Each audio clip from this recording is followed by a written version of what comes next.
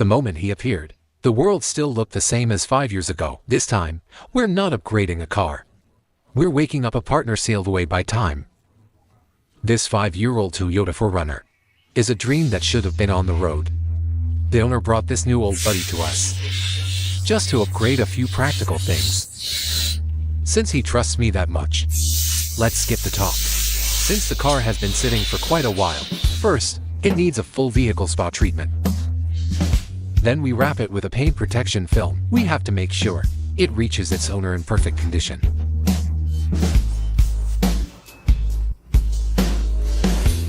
These chrome trim pieces will get a new accent color too. Now we get it up on the lift. First, remove the factory strut tower brace, otherwise it'll get in the way. And we'll measure the ride height while we're here. Then remove the front bumper. Some people said, on the Tank 500, you must remove the bumper to take out the headlights. And Chinese cars are too complicated in design. But this imported 4Runner pretty much also needs the bumper removed. Whether that's good design or not, I'll leave it to the comments.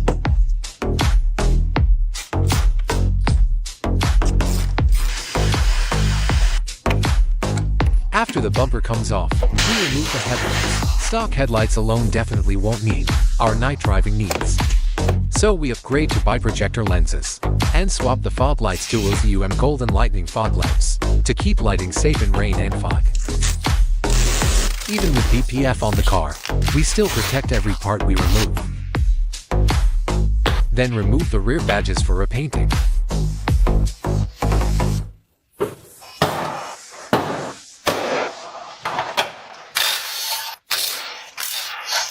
Next up are the factory tires and wheels. Let me explain why we're replacing them. First, the stock tires aren't capable enough. Second, the stock wheels just don't look good. And besides wheels and tires, there's also the suspension.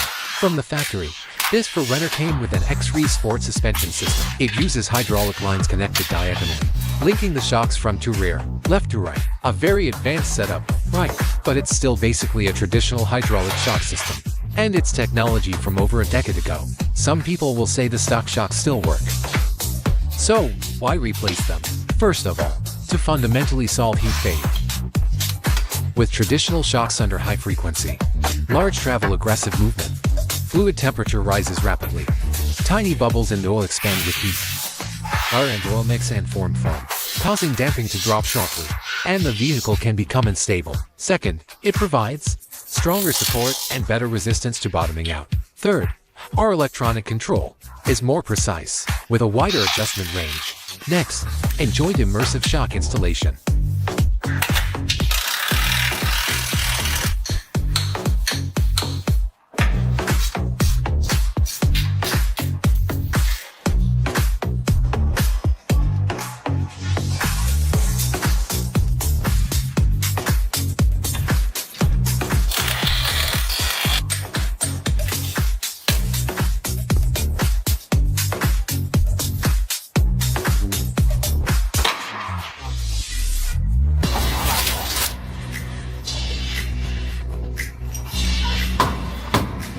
Keep your head moving on.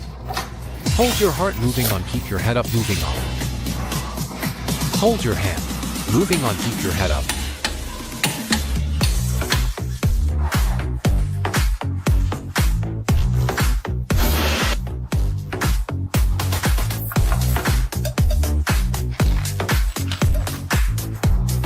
After the shocks are installed, we also replace our adjustable sway bar links. Longtime viewers are very familiar with these links. After lifting, if you want it to drive comfortably, they're essential, and they're super easy to adjust. But make sure you adjust them based on the vehicle's setup. If the settings are wrong, your alignment numbers will be unstable, and the chassis will feel all over the place. After lifting, to make getting in and out easier, we installed a set of power running boards, so we can step in elegantly.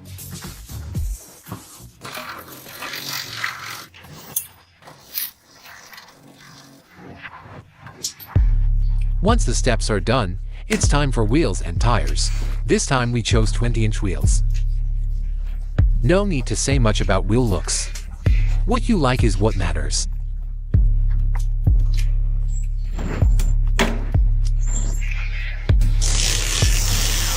Protect everything to avoid scratches when mounting tires.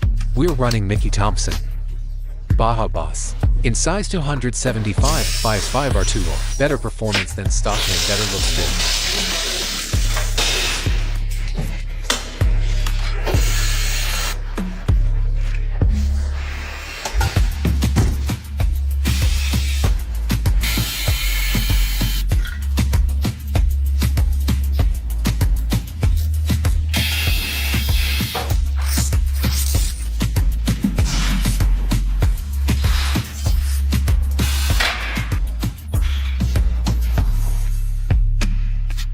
Now let's mount the tires, lower the vehicle, and start routing wiring for our electronic shocks. Wiring harness.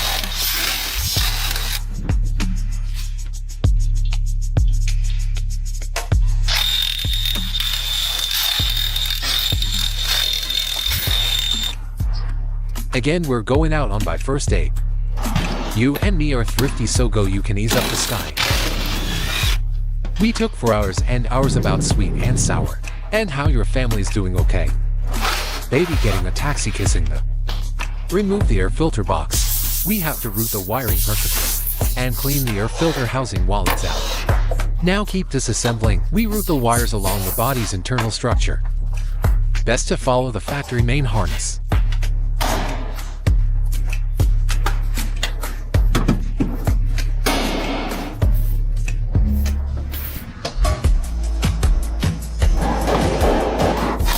Reinstall the air box, then route the other side.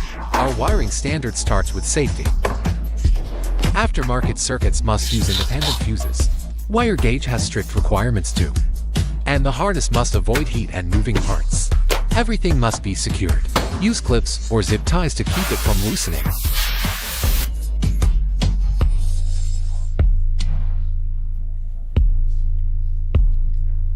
Rear shock wiring is sorted.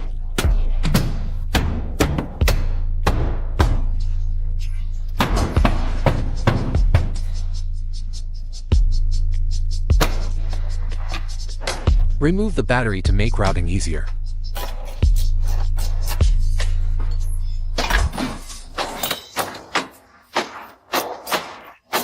Aftermarket wiring also gets its own fuse.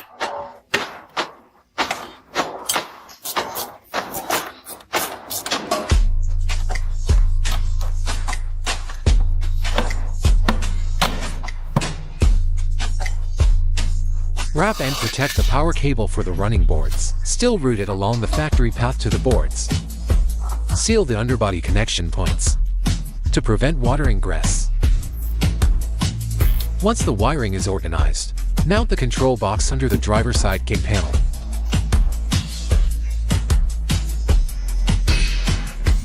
Do a final tidy of the harness. And we're done inside the cabin.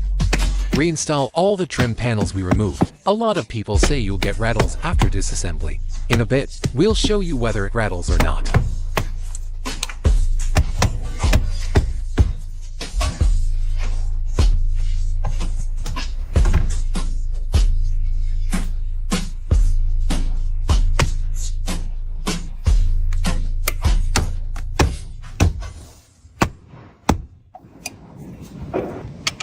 Now mount the suspension zone controller under the driver's seat, so it can monitor body attitude in real time and automatically adjust the shock damping position.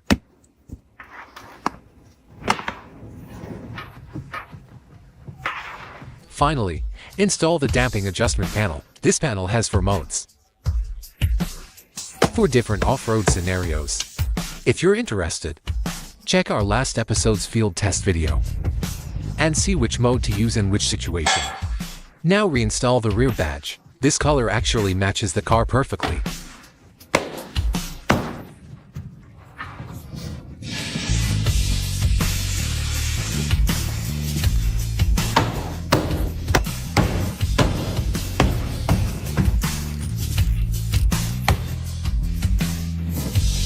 Restore the headlight wiring. Ready to install the biprojector lenses And we also smoked the inner chrome pieces.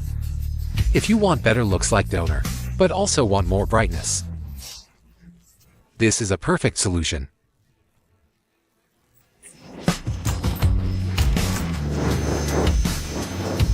Now we start installing the power running board, because we already finished routing the board wiring earlier. So now we just need to install them and make sure they don't interfere with the chassis.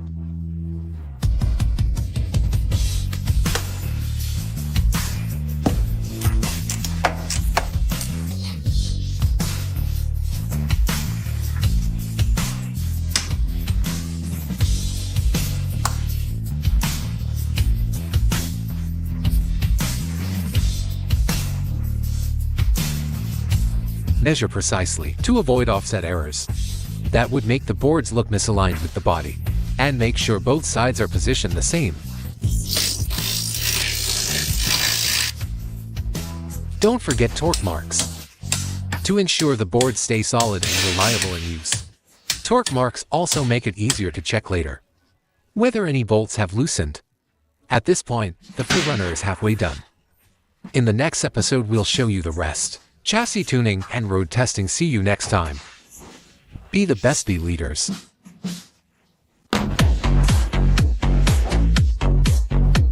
It took 5 days. This big 4Runner finally faces the final test. First, let's run a few laps to try out the new gear. Everything is ready. Come test it with us.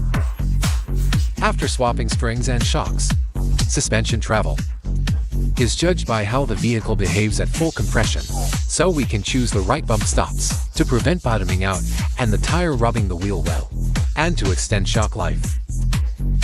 After measuring, we come back and adjust.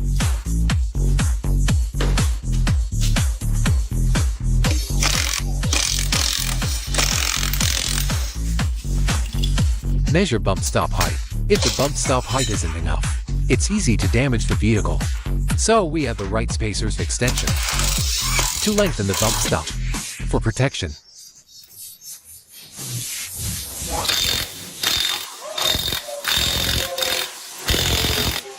You gotta watch it.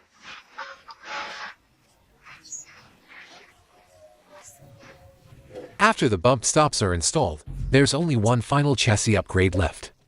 An 8mm thick aluminum magnesium alloy skid plate. This thickness is more than enough for underbody protection, plus brackets to improve stability. No more talk. Let's enjoy the process.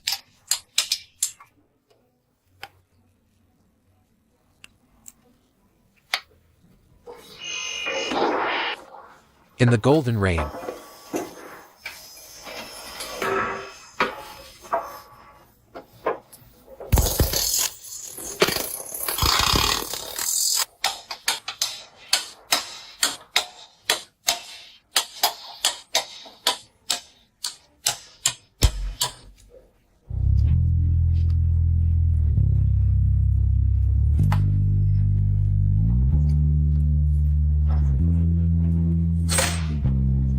now mount the wheels and get it back on the ground. Long-time viewers can help new viewers here. What comes next? Old fans already know. After our suspension and chassis upgrades, the chassis geometry changes, so a 4-wheel alignment is a must. Some of you might be wondering, what exactly is a 4-wheel alignment, and why is it so important? Let me briefly explain. When we do alignment, we adjust the wheels and suspension, and their relationship to the vehicle body geometry. The key focus is the wheels. These angles are set by design from the factory. But after upgrades, or impacts and wear, they can change. So we need to readjust them. After alignment is done, we mark the chassis bolts.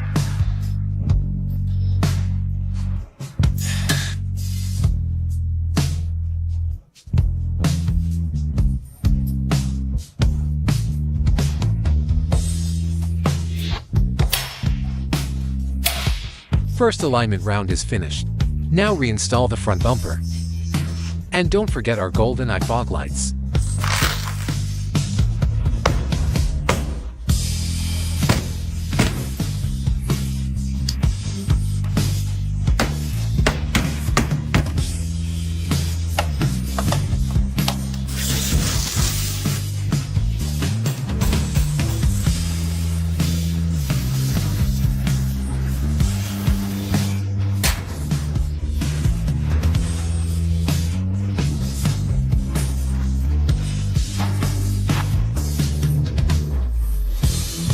Reinstall the skid plates we removed earlier.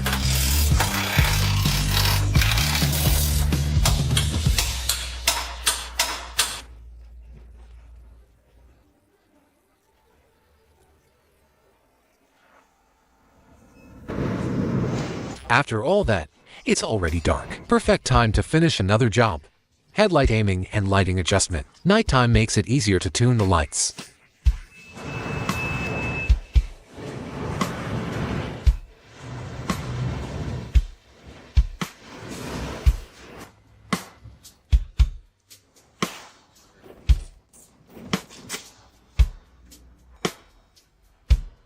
Now we finally get to wheel balancing.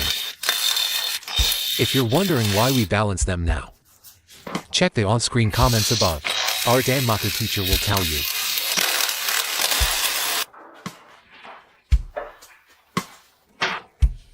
Fire rhythm.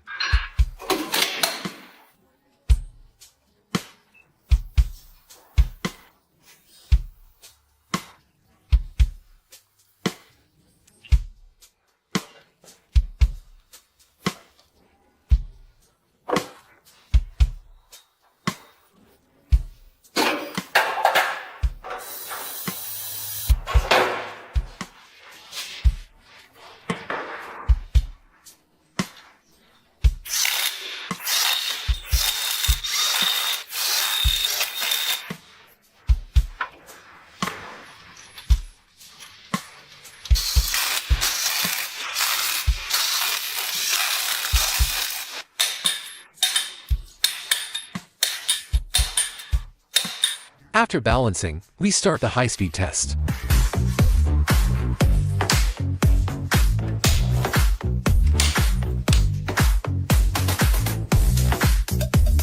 Let's see what the text says about the data. Same, right?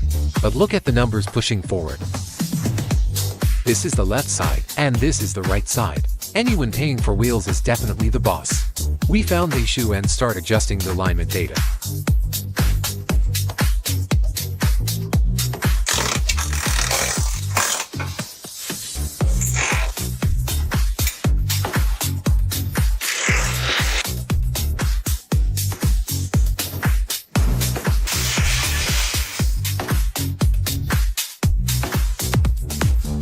Ready to start the second test.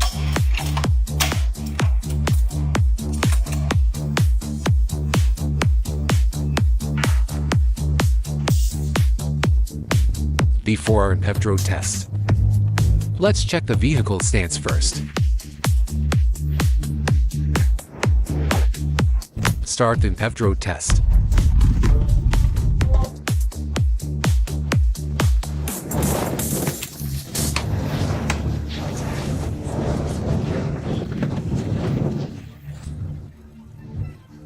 The PEV test looks cool, but it feels a bit rough every time we come back. Third alignment check to confirm the numbers.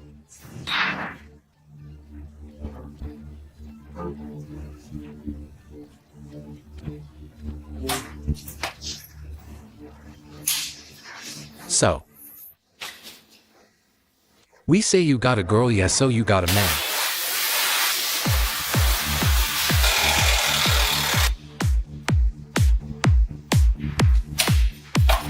Before heading out for more testing, let's top it up.